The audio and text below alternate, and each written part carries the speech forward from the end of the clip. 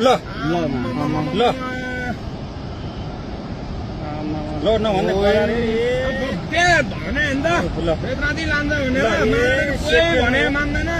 सेकेन्डमै ल यार मैले भने नि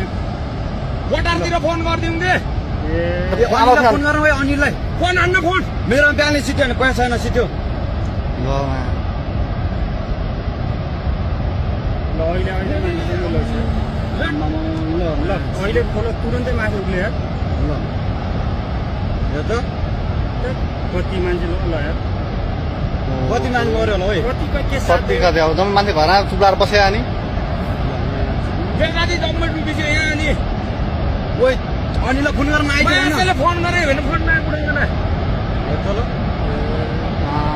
अनिल कहाँ तँ कहाँ